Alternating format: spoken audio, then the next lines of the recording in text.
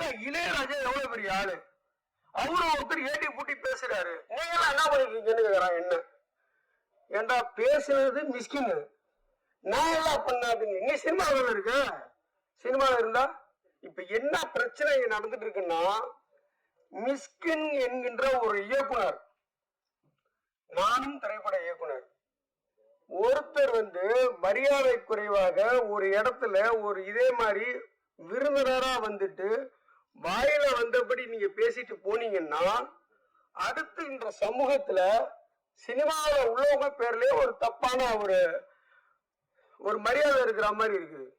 அவன் கண்ணாமலான்னு திட்டுறான். என்ன நிலையில இருந்தான்னு தெரியல. அவர் போன் நம்பரை கொடுக்குறான். எனக்கு ஒரு போன் நம்பர் இங்க தெரியாது. இல்லடா அப்படிங்கிறேன். மிஸ்கின் ஒரு இடத்துல பேசிட்டு போறாரு. அந்த ஸ்டேஜ்ல திரு அமீர் இருக்கிறாரு, வெற்றிமாறன் இருக்காரு, லிங்குசாமி இருக்கிறாரு. இப்ப சில பேர் இருக்கிறாங்க. லிங்குசாமி எந்திரிச்சு போயிடுறாரு. இப்ப என்ன ஆக்குறாங்கன்னா, மீடியாக்கள் என்ன நடக்குதுன்னா, யாரும் அப்படிதான் புரிஞ்சுக்கும். இவர் பேசுற நகைச்சுவையும் பேசுறாரு, நகைச்சுவை நிறைய பேசினாரு இவர், அதுக்கு அவங்க சிரிக்கிறாங்க. ஆனா அது என்னதான் சென்றடைஞ்சிருக்குது அப்படின்னா, இவர் பேசுகின்ற ஆபாசமான விஷயங்களுக்கு அவர்கள் சிரித்தா மாதிரி ஒரு கட்டமைப்பு உருவாயிடுச்சு. உண்மையிலேயே அதுக்கு விளக்கம் அமீர் நேற்றுக்கு ஒரு நேர்காணல கொடுத்துட்டு இருக்கிறாரு. எங்களுக்கு சீரியஸாவே வெற்றிமாறன் நானும் எந்திரிச்சு போயிடலான்னு பேசிட்டு இருந்தோம். ஒரு காணொலியில் வந்திருக்குது, நேற்று இன்டர்வியூ பார்த்தேன். நாங்க எந்திரிச்சு போறதா இருந்தோம். ஆனா ஏற்கனவே லிங்குசாமி எந்திரிச்சு போயிட்டாரு. இப்ப நம்மளும் எந்திரிச்சு போனோம்னா பாய்காட் பண்ணிட்டாங்க, ஆடியோ லான்ச்ல அவங்களுக்கு ரொம்ப பிரச்சனையாயிடுச்சு, எந்திரிச்சு போயிட்டாங்கிற மாதிரி ஒரு தப்பான ஒரு இது வந்துடும். அதனால இருந்துட்டு போயிடுவோம்னு சொல்றாங்க. அப்போ இங்கே தவறாக பேசுவது மிஸ்கின். வழியாருன்னா உட்கார்ந்து வேடிக்கை பார்த்தவங்க பிரச்சனை அனுபவிக்கிறாங்க. ஒவ்வொரு இடத்துல சொல்ல முடியுமா? மிஸ்கின் என்கின்ற நபர் எத்தனை புத்தகங்கள் படித்தாருங்கிறது நமக்கு தெரியாது. ஆனா அவர் எந்த ஆடியோ லான்ச்சுக்கு வந்தாலும் தமிழ்ல எழுத்தாளர்களே இல்லையா, தமிழ்ல திரைப்பட இயக்குநர்களே கிடையாதா? சரி, நீங்க ரசிச்சுட்டு போங்க. நீங்க வீட்டுல இருந்து கிளம்பும் போதே ஒரு முடிவோட கிளம்புறீங்க. என்னன்னா, இன்னைக்கு யார போய் திட்டலாம். இப்ப இது இன்னொரு அசௌகரியம் இருக்கு. ஸ்டேஜ்ல இவரோட சின்ன வயசு பசங்களா இருந்துட்டாங்கன்னா அவனுக்கு சந்தோஷப்படுறாங்க, தம்பி தம்பின்னு கூப்பிட்டா. நார்மலா அப்படி திரும்பினாலே இவரோட வயசு அதிகமாக பயப்படுறாங்க. ஐயோ இவன் நம்மள வாடக்கூடாதுன்னு கூப்பிடுவாங்க. கும்பகோணத்தை சேர்ந்தவர், விவசாய குடும்பத்தில் பிறந்தவர், MA FL PhD முனைவர் பட்டம் பெற்றவர், கார்த்திக் வித்யாலயா மெட்ரிகுலேஷன் பள்ளி, கார்த்திக் வித்யாலயா இன்டர்நேஷனல் பள்ளி, Karthik Vidyalaya public CBSE school, இந்த கல்வி குடும்பத்தை நடத்தி வருபவர். தன்னுடைய 12 வயது மகளுக்காக குண்டான் சட்டி என்னும் அனிமேஷன் படத்தை தயாரித்தவர். அண்ணன் மயில்சாமி மேல் ஈடுபாட்டில் கொண்டதால் அவர் மகனை கதாநாயகனை வைத்து தன் சக தொழில் பண்ண ஆசிரியர் இருக்கிறால் SC ராஜ்குமாரை, ராஜசேகர் அவர்களை இயக்குனராக்கி இந்த படத்தை தயாரித்த SC கார்த்திகன் அவர்களை அன்புடன் அழைக்கின்றோம், பேச அழைக்கின்றோம்.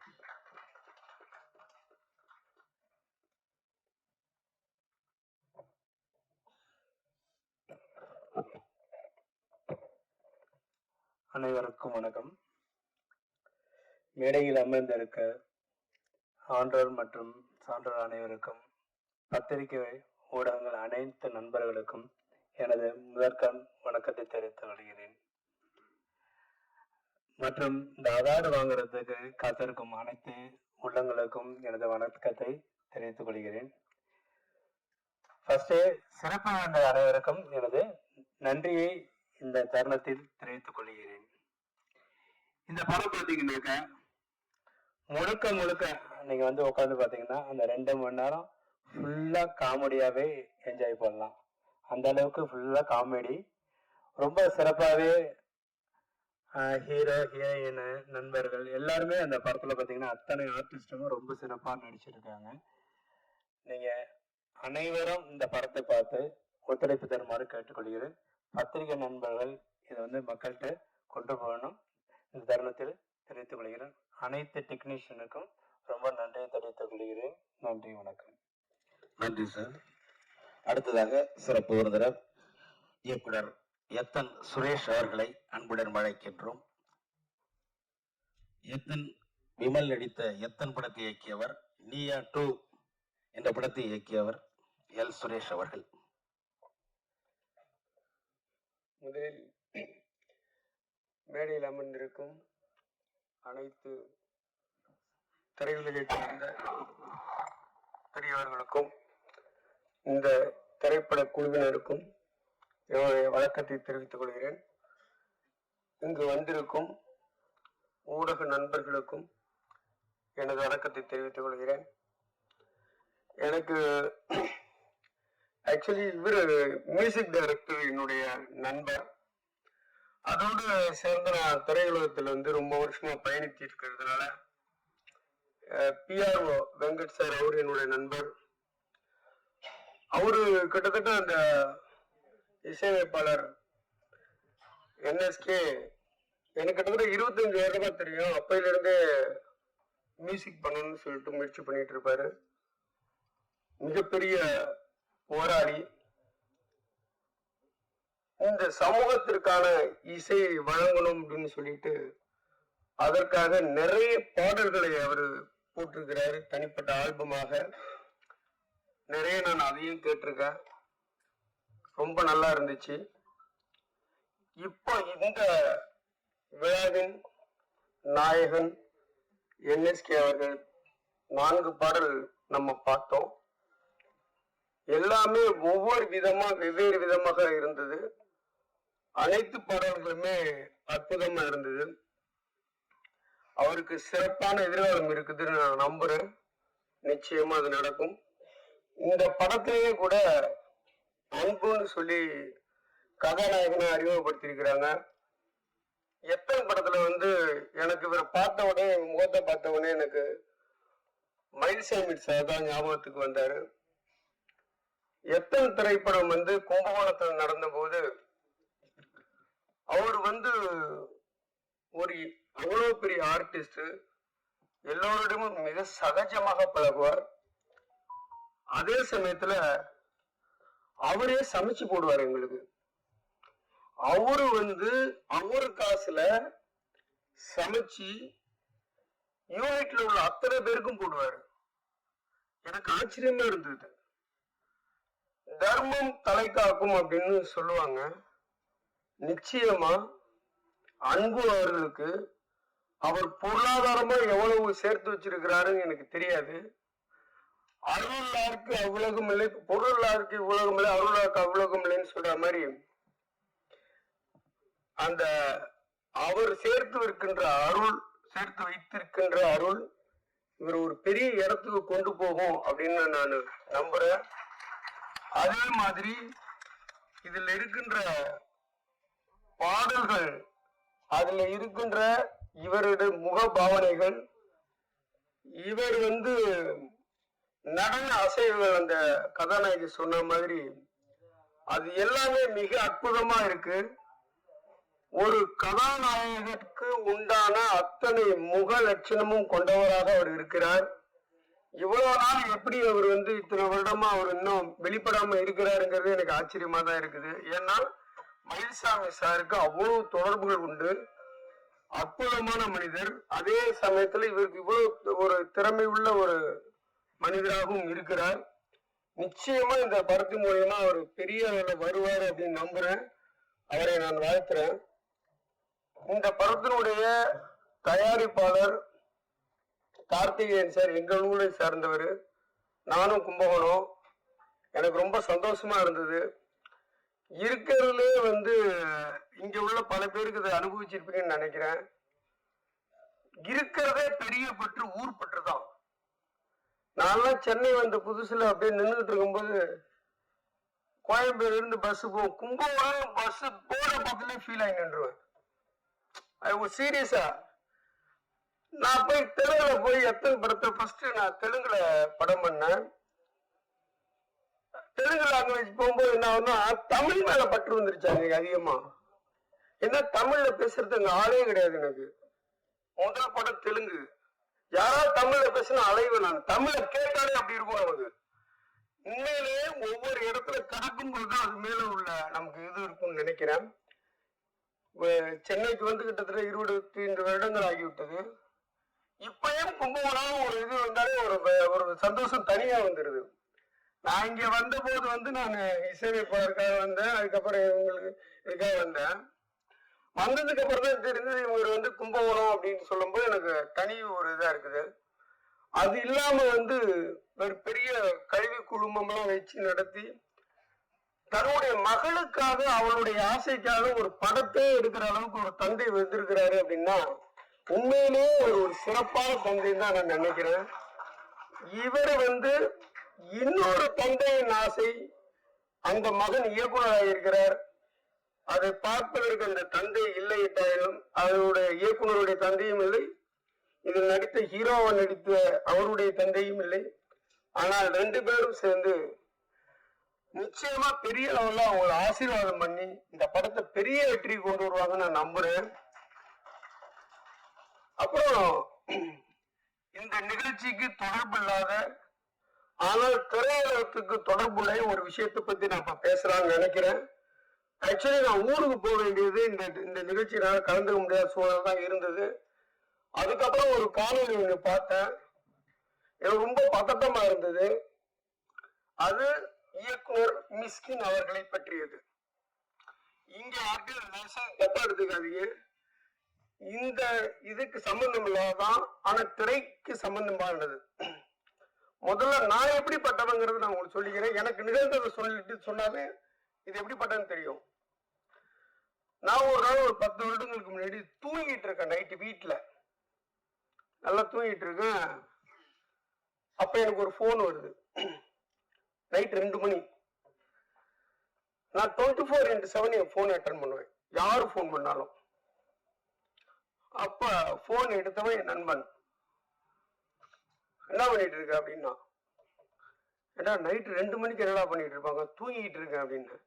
ஓ தூங்கிட்டு இருக்கியா, அப்படி என்ன பண்ற, உடனே உன் கார் எடுத்துட்டு மனசார் வீடு இருக்குல்ல அங்க கொஞ்சம் வா அப்படின்னா. எதுக்கு அப்படின்னு கேட்டேன். இல்ல நான் இங்க தனியா நின்றுட்டு இருக்கிறேன், எனக்கு வீட்டுக்கு போறதுக்கு வந்து ஆட்டோ கூட இல்லை, எனக்கு எப்படி இருக்குன்னு தெரியல அப்படின்னா. நான் சொன்னேன், நைட் 2 மணிக்கு கூப்பிடுற, என்கிட்ட காரு கூட கிடையாதுடா. ஆனா இப்ப என்கிட்ட கார் இருக்கு, அப்ப இல்ல, என்கிட்ட கார் இல்ல. ஏண்டா டைரக்டருங்கிற, கார் இல்லையா, கார்ல டைரக்ட் பண்ணிட்டு இருக்க அப்படின்றான். அது முடிஞ்சு போச்சு. அதுக்கப்புறம் 1/2 மணி நேரம் பொண்ணு எடுத்தான். அவன் என்ன நிலையில பொண்ணு எடுத்தாங்கிறது அப்புறம் தான் நான் பார்த்தேன். அவன் உணர்ந்தேன். சரி. அதுக்கப்புறம் 1 மாசம் கழிச்சு இன்னொரு நண்பன் போன் பண்றான். காலையில 7 மணிக்கு பல்லு விளக்கிட்டு இருக்கேன். இவரை மாதிரி ஒரு இசையமைப்பாளர் புதுசு புதுசா பாட்டு போட்டா எனக்கு போன் பண்ணி பாடி எல்லாம் காட்டுவாரு. அவர் பேர் தவமணி. அவர் இப்ப இங்க உள்ள ஊர்ல தான் இருக்காரு. 7 மணிக்கு போன் அடிக்கிறாப்புல. அவர் போன் வந்தாலும் கொஞ்சம் பயமாவும் இருக்கும். எடுத்த உடனே நம்ம என்ன சூழ்நிலை இருக்கான்னு தெரியாம பாட ஆரம்பிச்சிருவாப்புல. நம்ம என்னடா இது, என்ன எடுக்கிறதா வேணாம அந்த போனை, சரி எடுத்து பார்ப்போம்னு சொல்லிட்டு எடுத்து காலில் வச்சேன். அப்ப பல்லு விளக்கிட்டு இருக்கேன். ஹலோ அப்படின்னு. என்ன பண்ணிட்டு இருக்க, பல்லு விளக்கிட்டு இருக்கேன். சரி சரி ஒரு பாட்டு வைக்கிறேன் கேளு. டேய் நான் பல்லு விளக்கிட்டு இருக்கேன்டா. காது ஃப்ரீயா தானே இருக்கு, வாயில தானே பல்லு விளக்குறாங்கண்ணா.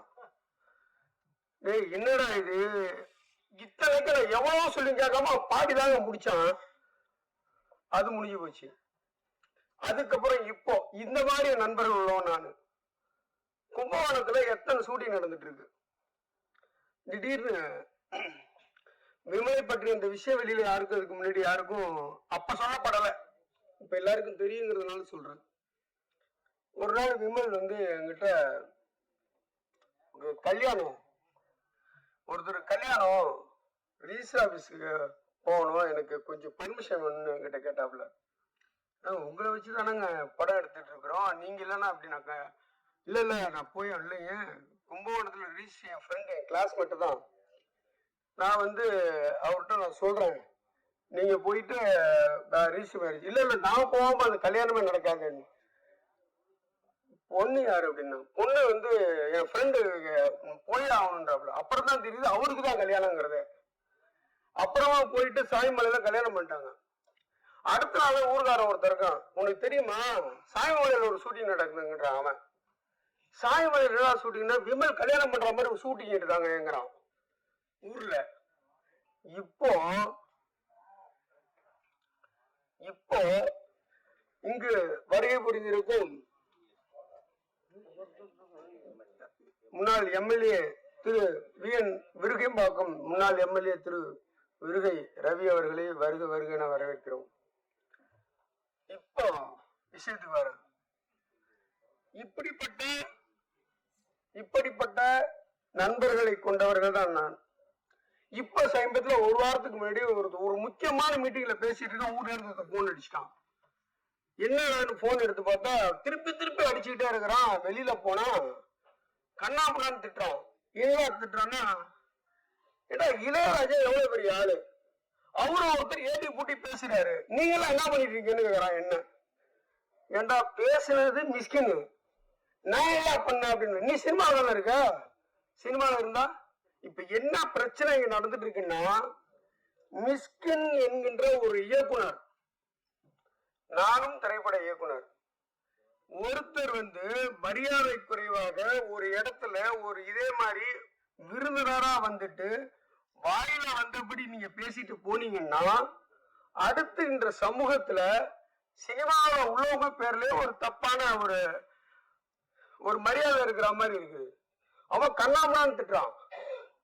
அவன் என்ன நிலையில இருந்தான்னு தெரியல. அவர் போன் நம்பரை கொடுக்குறான். எனக்கு அவர் போன் நம்பர் எனக்கு தெரியாது. இல்லடா அப்படிங்கிறேன்.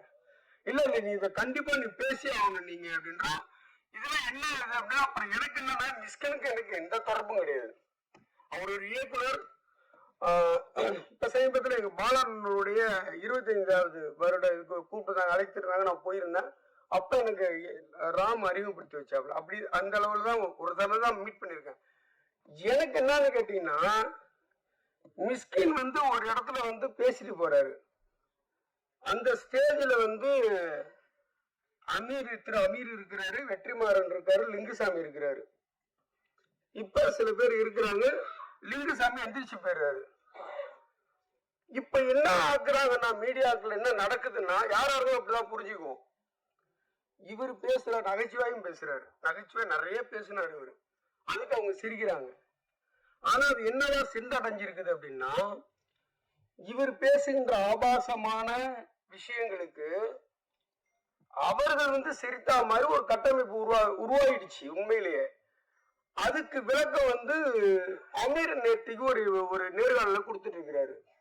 எங்களுக்கு சீரியஸாவே வெற்றிமாறன் நானும் எந்திரிச்சு போயிடலான்னு பேசிட்டு இருந்தோம். ஒரு காணொலியில் வந்திருக்குது, நேற்று இன்டர்வியூ பார்த்தேன். நாங்க எந்திரிச்சு போறதா இருந்தோம். ஆனா ஏற்கனவே லிங்குசாமி எந்திரிச்சு போயிட்டாரு. இப்ப நம்மளும் எந்திரிச்சு போனோம்னா பாய்காட் பண்ணிட்டாங்க, ஆடியோ லான்ச்ல அவங்களுக்கு ரொம்ப பிரச்சனையாயிருச்சு, எந்திரிச்சு போயிட்டாங்கிற மாதிரி ஒரு தப்பான ஒரு இது வந்துடும். அதனால இருந்துட்டு போயிடுவோம்னு சொல்றாங்க. அப்போ இங்கே தவறாக பேசுவது மிஸ்கின். வழியாருனா உட்காந்து வேடிக்கை பார்த்தவங்களாம் பிரச்சனை அனுபவிக்கிறாங்க. ஒவ்வொரு இடத்துல சொல்ல முடியுமா வெற்றிமாறன்? ஆனா உண்மையிலேயே நான் பாலுமகேந்திரா சார் உதவியாளர், வெற்றிமாறனும் நானும் ஒன்னா பணிபுரிஞ்சிருக்கோம். வெற்றிமாறன்கிறவர் எப்படிப்பட்டவர், எவ்வளவு புத்தகங்கள் படித்தவர், எவ்வளவு படித்தாளுங்கிறது பக்கத்துல இருந்து எனக்கு நல்லா தெரியும். மிஸ்கின் என்கின்ற நபர் எத்தனை புத்தகங்கள் படித்தாருங்கிறது நமக்கு தெரியாது. ஆனா அவர் எந்த ஆடியோ லான்ச்சுக்கு வந்தாலும் தமிழ்ல எழுத்தாளர்களே இல்லையா, தமிழ்ல திரைப்பட இயக்குநர்களே கிடையாதா? சரி, நீங்க ரசிச்சுட்டு போங்க. நீங்க வீட்டுல இருந்து கிளம்பும் போதே ஒரு முடிவோட கிளம்புறீங்க. என்னன்னா, இன்னைக்கு யார போய் திட்டலாம். இப்ப இது இன்னொரு அசைவடியா இருக்கு. ஸ்டேஜ்ல இவரோட சின்ன வயசு பசங்களா இருந்துட்டாங்கன்னா அவனுக்கு சந்தோஷப்படுறாங்க. தம்பி தம்பின்னு கூப்பிட்டாங்க. நார்மலா அப்படி திரும்பினாலே இவரோட வயசு அதிகமா இருந்தா பயப்படுறாங்க. ஐயோ இவன் நம்ம வாடக்கூடாதுன்னு கூப்பிடுவாங்க. உண்மையிலே நடக்குது. கொட்டுக்காலின்னு ஒரு படம் உண்மையில நான் அன்னையில இருந்து ஸ்டார்ட் பண்ண. எனக்கு இன்னொன்று என்னன்னா, மிஸ்கினின் படைப்புகள் மீது எனக்கு எந்த விமர்சனமும் கிடையாது. மிக அற்புதமான ஒரு படைப்பு, அதுல என்ன பிரச்சனையும் எனக்கு கிடையாது. ஆனா அதுல எடுக்க வேண்டிய பேரை நீங்க ஏன் வந்து ஒரு இடத்துல பேசி கெடுத்துக்கிறீங்க? நீங்க கெடுக்கிறது இல்லாம நீங்க உட்கார்ந்து இருக்கிறத பக்கத்து சீட்டுக்காரர்களா ஏன் பிரச்சனையை உண்டு பண்றீங்க? நீங்க இதுக்கப்புறம் பத்திரிகையாளர்களை கொதிச்சு எழுதுறாங்க. உண்மையிலே நாகரிகங்கிறது இப்ப நானே இங்க பேசினா கூட சில சமயம் நாகரிகங்கிறது நீங்க வந்து வெளியில வந்து பேசுவீங்க. இது ஒரு நாகரிகத்தை நீங்க கடைபிடிக்கிறீங்க. ஆனா அதற்காக நான் பேசிய எல்லா வார்த்தைகளுக்கும் உங்களுக்கு சம்மதமா இருக்குன்னு நான் நினைச்சேன்னா நான் என்னை விட ஒரு முட்டாள் வேற யாருமே கிடையாது. இப்போ இன்னொன்னு சொல்றேன், உலகத்துல உள்ள எல்லா புத்தகத்தையும் படிச்சு நான் அன்பா போதிச்சுன்னு லாஸ்டா பேசுற. திருக்குறள் படிச்சிருக்கிய நீ? திருக்குறள்னு ஒண்ணு தமிழ்நாட்டுல இங்க இருக்கிற இந்திய பிரதமரே திருக்குறள் பெருமையை பற்றி வெளிநாடுகள்ல பேசுறாரு. இங்க இருக்கிற ஒவ்வொருத்தரும் தமிழ்நாட்டின் கௌரவமா இருக்கு திருக்குறளா இருக்குது. அதுல ஒருத்தர் இசைஞானி இளையராஜா. நீ இளையராஜா வந்து அவரு இசை பேரரசு. அதுக்கும் மேல இந்த நூற்றாண்டிலேயே இந்த உலகத்தை இந்த தமிழ்நாட்டை இவரை போல ஒருத்தன் மக்களை மகிழ்ச்சி கலையும் கிடையாது. இன்னும் சொல்ல போனா இசைஞானி ஒருத்தர் பொருத்தும் போது தாளாட்டு சாவர வரைக்கும். இன்னொன்னு, நீங்க உங்களை மாதிரி ஆட்கள் வந்து பிபி ஏத்துற மாதிரி யாரும் பேசிட்டு போறீங்க. அவரு ஒரு டாக்டர். அவ்வளவு விஷயங்கள் அவர் வந்து இன்னைக்கு வந்து அவர் இல்லைன்னா நிறைய சேனல் கிடையாது, எஃப்எம் கிடையாது. அவ்வளவு பெரிய மனிதன். நீ போற போக்கில் வந்து அங்க வந்து அவன் இளையராஜன் என்ன சைடு சார் உனக்கு எப்படி நீ பேசலாம்? அது அப்போ நீ திட்ட. இன்னொன்னு நீ பேச, நான் வந்து அவர் மேல அவ்வளவு மரியாதை வச்சிருக்கிறேன், ஒரு காலை போய் முத்தமிடுவெல்லாம் பேசுறீங்க. ஓகே, அந்த மரியாதைக்கு நீங்க கொடுக்குற விளையாது. இப்படிதான் பேசுவீங்களா ஒரு பொது நாகரிகம் மேடையில? அதே மாதிரி கொட்டுக்காளி மேடையில அந்த படத்துல வந்துங்க அவ்வளவு அருமையா இருக்குதுன்னு சொல்லி அவ்வளவு விஷயங்கள் கொட்டுக்காளி பத்தி எல்லாரும் இயக்குனரும் பேசுறாங்க. நீ உதாரணத்துக்கு என்ன சீனை சொல்ற? எந்த சீனை நீ சூரிய நடிப்புல நடிச்சதுல பிடிச்சதுன்னு சொல்ற? என்ன சொல்றீங்கன்னா மறுநாளே இது பரபரப்பாகணும்னு நீ நினைக்கிற. அதுக்காக எல்லோரும் முகம் சுளிக்கிற மாதிரி விஷயத்த சொல்ற. இது எப்படி சரி? ஒரு மேடையில வந்து நீ பேசுறது எல்லா மனிதர்களும் வந்து நீங்க மேடையில இங்க இருக்கிறவங்களுக்கு கிடையாதுங்க, இது கிடையாது. இன்னைக்கு யூடியூப் உலகம் பூரா போயிடுச்சு. நீ எது பேச உலகம் பூரா பாக்குறான். அப்ப உலகம் பூரா உள்ளவங்க நீங்க தனியா திரைகளோட எழுத்து கேட்கறது வேற. நான் யூடியூப்ல நிறைய பேர் பேசுறாங்க. நான் இப்ப துறையை சார்ந்தவர் தான். நேற்று அருள்தாஸ் அவர் வந்து பேசினாரு. அது ஒரு துறைச்சா நான் இயக்குனர், அவரு ஜாதியில இருந்தே நான் பேசுறேன். இதை வன்மையால் இந்த மாதிரி எந்த இடத்துலையும் போய் இந்த மாதிரி பேசக்கூடாது. பேசி இப்ப இவர் பேசிட்டு போயிறாருங்க, நம்மள வந்து வாழ்வாழ்வாழ்னு கத்துறானுங்க. நீங்க என்ன அப்படி இருக்கு? எனக்கு தெரிஞ்சு இவர் பேசுறதுக்கு அப்புறம் 15 போன் நான் அட்டன் பண்ணிருக்கேன் ஊர்ல இருந்து. என்னன்னா அவங்களுக்கு தெரிஞ்சு சினிமாக்காரங்க, அவங்களுக்கு தெரிஞ்ச சினிமாக்காரங்க தான் அதை குழம்புவாங்க. நீங்க வந்து நார்மலா ஒரு இடத்துல வந்து நீங்க பேசிட்டு போயிருவீங்க. ஆனா அது எவ்வளவு பெரிய விஷயங்கள் எல்லாம் வந்து இது பண்றீங்க. இன்னொன்னு, நீங்க முன்னாடியே தயாரிச்சுட்டு வந்து தான் பேசுறீங்க. நீங்க சாதாரணமா கிடையாது. ஏன்னா வாழைன்னு ஒரு படத்துக்காக நாங்க ஒரு 3 நாள் உட்காந்து அசிஸ்டன்டோட உட்காந்து தயார் பண்ணி 3 பக்கம் அறிக்கை தயார் பண்ணோம் வரும் உங்களுக்குன்னு அவரு ஸ்டேஜ்லயே பேசுறாரு. அப்ப வாழைன்னு ஒண்ணு பேச வரும்போது இந்த ஸ்டேஜ்லயே வந்து நீங்க என்ன பேச போறீங்க தயாரிச்சு நண்பரோட இது பண்ணிட்டு வரும்போது அந்த குணா படத்துல வர மாதிரி மானே பேனே பொண்ணுவானே போட்டுக்கிற மாதிரி அங்கங்க எங்கெங்கெல்லாம் ஆபாசமா பேசலாம்னு சொல்லிட்டு நீங்க தயாரிச்சு வந்து பேசுறீங்க. இது மிகவும் மோசமானது. தமிழ்ல எவ்வளவு நல்ல படம் வேணாலும் அதை விட்டுறீங்க. விட்டுட்டு ஃபாரின் ரைட்டர்ஸ் எல்லாம் இருக்கிறது மட்டுமே நீங்க பேசுறீங்க. இதெல்லாம் என்ன கதை? உங்களை கவனிக்கிற மாதிரி தான் படம் பண்றீங்களே, உங்களுக்கு எல்லாம் பிரச்சனை. எதுக்கு ஸ்டேஜ்ல வேற பேசி எங்க மானத்தை வாங்குறீங்க? தயவு செய்து தம்பி மிஸ்கின், நீங்க எல்லாருக்கும் அண்ணன் இருந்து தம்பி அவர், நான் உங்களை சொல்றேன். ஏன்னா உங்களுக்கு அடிப்படை நாகரிகம் தெரியலங்கிறதால எனக்கு நீங்க தம்பி தான். தம்பி மிஸ்கின், இனிமே எந்த ஸ்டேஜுக்கு போனாலும் தயவு செய்து நாவை அடக்குங்கள், சாதாரண பேசுங்க. இந்த இன்னொரு விஷயம், வலைபேச்சுன்னு ஒரு இதுல அந்த நண்பர் 25 வருஷம் நண்பர், இவர் எப்பெல்லாம் இவர் ஸ்டேஜ்ல பேசுறோம் அடுத்த நாளே ஆதாரமே பேசக்கூடாதுன்னு வலையுள்ள பேசிக்கிட்டே இருக்கிறாரு. விஸ்வ எல்லா இடத்தையும் உட்காந்து பேசுறாரு. இந்த மாதிரி 4-5 பேர் வந்து வலையுள்ள பேசிக்கிட்டே இருக்கிறாங்க. நிச்சயமா அவருக்கு தெரியாம இருக்காது. இன்னொன்னு, இங்க பேசுறதுக்கு அமீர் சொல்றாரு, ரஞ்சித் எனக்கு போன் பண்ணி வருத்தப்பட்டாருங்கிறாரு. இப்போ இவரை அழைச்சிட்டு அவர் எல்லாத்தையும் மன்னிப்பு கேட்டுன்னு தெரியணுமா? தயவு செய்து தம்பி மிஸ்கின், இனிமே இந்த மாதிரி எந்த ஸ்டேஜ்லயும் போய் பேசாதீங்க. நன்றி, வணக்கம். நன்றி சார். நன்றி நன்றி நன்றி.